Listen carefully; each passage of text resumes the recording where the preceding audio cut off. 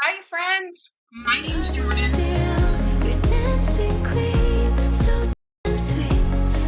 These tutorials are for you to learn how to craft and do some of the fun things that I get to do, and I love being able to share that with you all.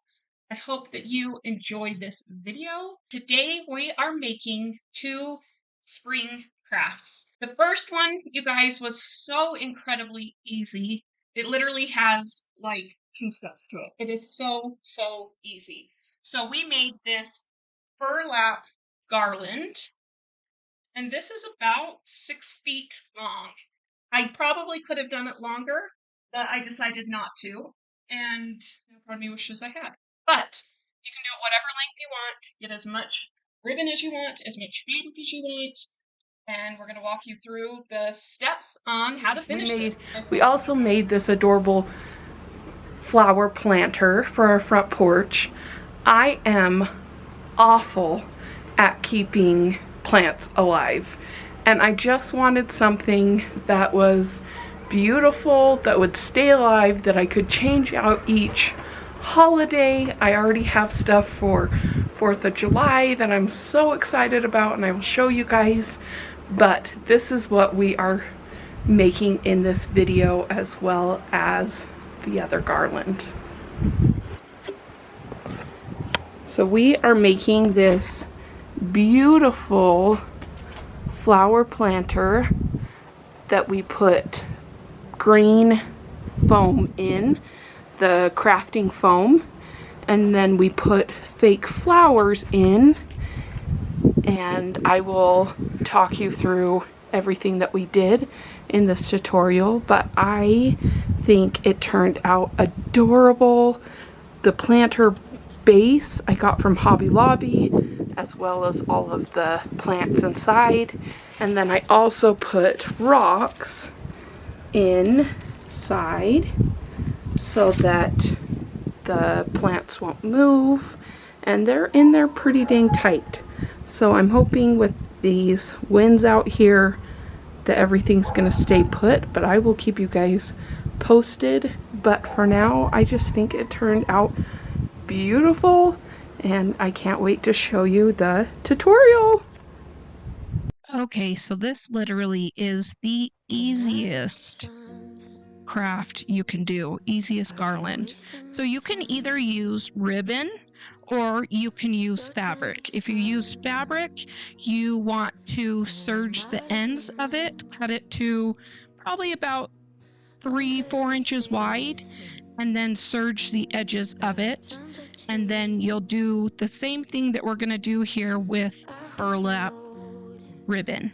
So all I'm doing is making a straight line stitch down the ribbon. I'm counting 7 spaces because they're squares, and doing 1 line, and then counting 7 stitches, and then coming up, and then continuing to do that. One thing you can do, if you want more of a rounded looking garland, you can do a little crisscross stitch where you're going from side to side instead of straight up and down, and that will give you more of a rounded looking garland. So this is essentially one of the 2 steps, doing your stitches on the ribbon, and you do that clear till you want to be done. So now I'm just pulling this to bunch it up to start the garland and kind of show you what it's supposed to look like. And you can kind of use your fingers and pull it apart, put it tight together, however you want it to look. Right now I'm just pulling the string through so I can continue on with my garland. But what I did here was put the needle on the end and tied a knot and cut off that extra string. What I probably should have done was left the string on, tied several knots, and then did a little loop and tied it so that I had my loop on the end to hang it. But later on, I go back and do a new loop on the end so that then I can hang the garland. But I probably would have skipped this step had I been thinking about it. So right here, I just took my fingers and kind of pulled and did everything to try and make it look how I wanted it to look. And now I'm just going to restart on doing the stitches down the ribbon. It's, like I said, a pretty easy craft, but the end result is so beautiful.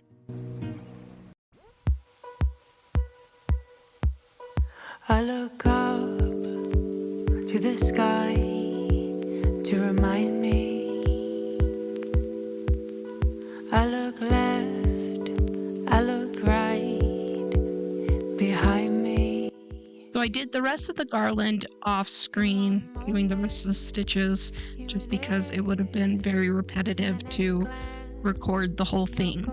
Right now, this is the end of the garland, and I am tying off at the end, doing several knots, and then I'm going to do a loop and tie that off so that then I can have ends with loops to hang the garland up.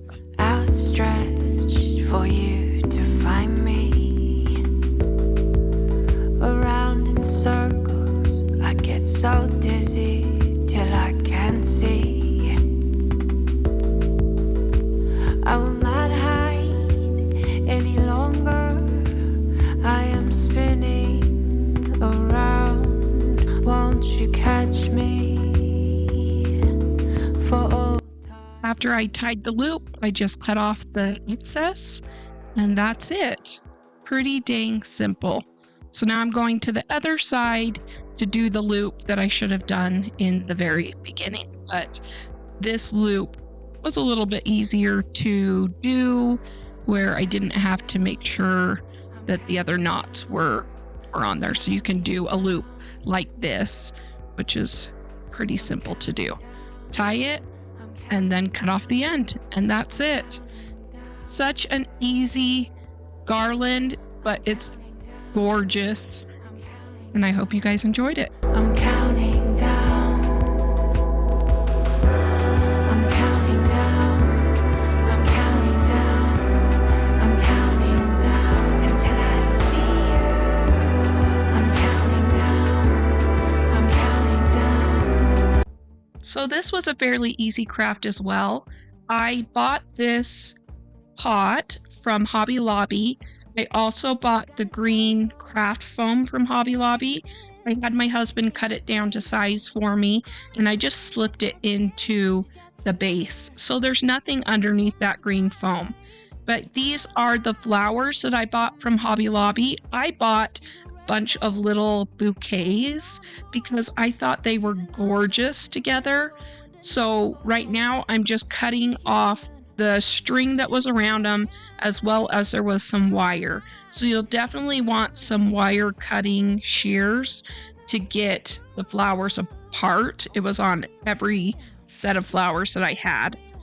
The greenery, I just cut the pieces apart to put in, and those are made with wire, so you need wire cutters for that. So I just essentially took flowers and just started poking them in wherever I thought they looked nice. You could do a little less flowers than I did. I like the full look, but I know putting less in there would look great as well. And you're going to cover up that green foam with whatever you want, with rocks, with bark, whatever you like. We decided on rocks because the winds out where we live are really strong, and I wanted to make sure that my flowers stayed put. So this is the greenery where I have to use the wire cutters. I'm just cutting each stem off. One too many times I wake up bruised, and I try to take a risk, but I know that she's a part of me. I don't want to let go. She's a part of me. I don't want to let go. No. I think when I do my 4th of July pot, I will definitely do a little bit more greenery than flowers like this one has. But I just think this looks very spring. I love how it turned out. I also bought these little white bobby things from Hobby Lobby, these little fillers, and I think they gave it exactly what it needed. They're adorable. All of the flowers that I got from Hobby Lobby. So pretty much this whole project is from Hobby Lobby, but you can find them pretty much anywhere. Walmart, dollar store. There's ways to have it be a little less expensive, but I think it turned out adorable.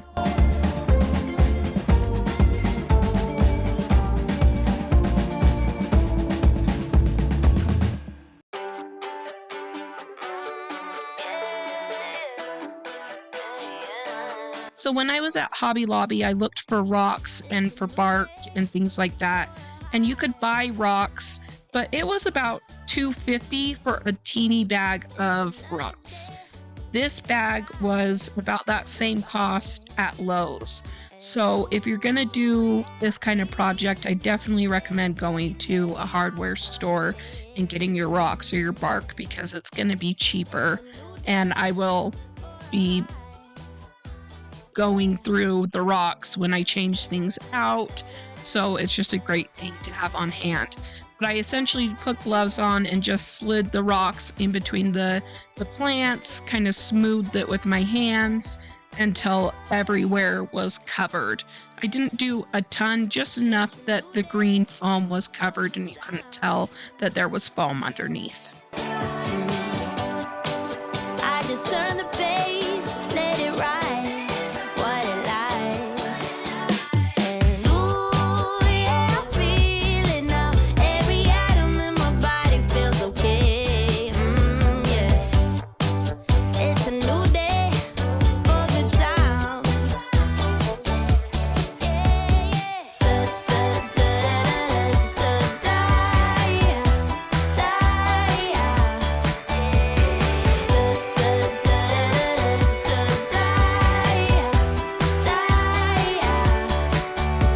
Flying like I'm weightless, yeah, I'm losing all my senses, and it's making it impossible to die.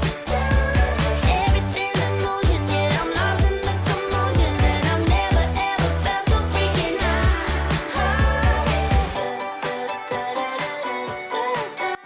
And that's it. It was a pretty simple tutorial. I hope you guys enjoyed this.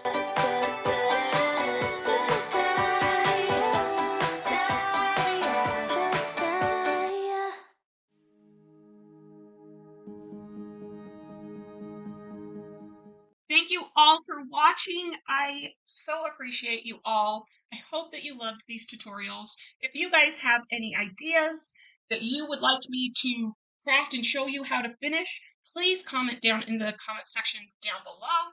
If there's any crime cases that you want me to cover, please comment that down below as well. You also can email me at criminalcrafting@gmail.com with any ideas or if you have any questions. And make sure that you like this video. Please subscribe to my channel so I can continue making these videos. Even just liking the videos and subscribing really, really helps my channel out. So until next time, and next time will be a crime video, we'll see you later. Bye!